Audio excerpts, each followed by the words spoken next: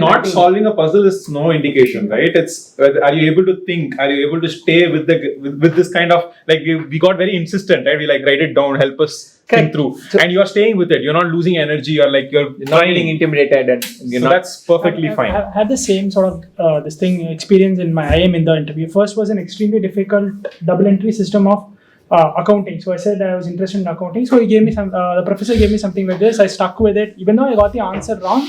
He kept persisting. You should never say I don't know, and you can't throw in the towel. Yeah, hang in there. Just don't throw in the towel. Just do something like he mentioned. At least scribble something. Pretend you're thinking. You not just pretend. See, it's like the famous phrase, which is fake it till you make it. Which is basically sometimes we underestimate the hand moving. Yes, you trick your brain into thinking. You trick your brain into thinking that I can get this, because you can't imagine the amount of stress that is there sitting there. It's a very natural thing to fill all these numbers out, but you're very consciously trying to put that number, but your brain is not saying 100 or 150. It blanks out frequently. It happens. So you have to trick your brain to say, okay, hang in there, and then jump in. Your favorite topics, your brain and your tongue move in sync. If you're not in a favorite topic, then that connection goes. You say something and you're like, I don't think I ever said this, but I can hear it. And so the connect between what you're saying and what your mind actually is thinking just falls apart. That can happen.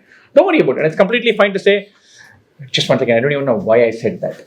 And then gather your thoughts, drink some water, then come back and have a go. The thing that went really well is the Rubik's Cube part. Yes. You know what you're talking about. You went. So how many of you actually, even if you couldn't follow, were interested and were looking at him speak, even if you couldn't understand? That's what happens when someone is interested, even if it's an obscure topic. If he's talking about paleontology or something strange which nobody knows about, it's still interesting because he's interested and he's bringing us along with him.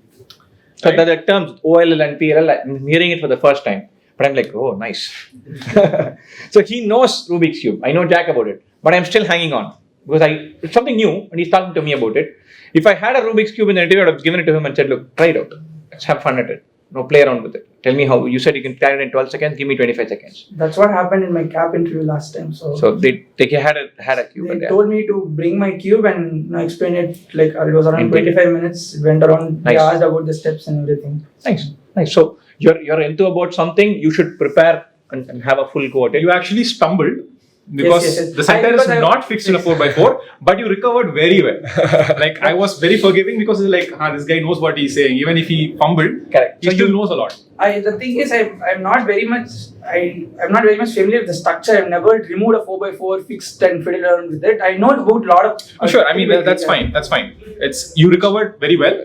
You were sufficiently informed about both the Rubik's Cube as well as chess, right? And you stuck on with the puzzle as well. So I think it was a very engaging and interesting interview for us. Okay. So in the sense that it's fun. If you are very into about what you're talking, I'm automatically listening to what you're saying. And therefore, it may be just a matter of like hygiene that we ask you, why do you want to do an MBA?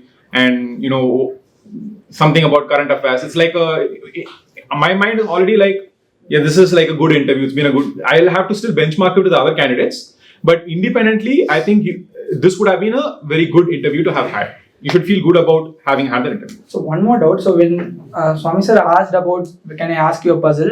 I was a bit scared because I'm not the one who instantly think on my feet. I got blacked out. Okay. So it's not good to say no to a challenge. Yeah, that's why I accepted it. I know I'm not that good at it. I can sit alone and solve these things. See, and I know that you're thinking, and I need to. The interviewing panel will help.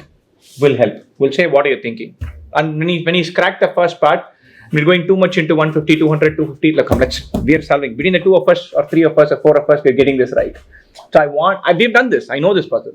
But I want to know how we can write. So we're trying to find a different framework where it's sensible. We don't know which wheel is what. Getting confused. So we're trying to solve it in his method and then go towards the answer. Your interview panel will be with you. They're not out there to sabotage your attempts to make sense. They're very understanding of the fact that you can black out on occasion and you're not thinking clear. They'll help you. So be on. Couple of things I think is for him, when he's slightly anxious, he starts speaking faster. Okay. So be careful. So you're going at rocket speed on occasion. Okay. So dial it down.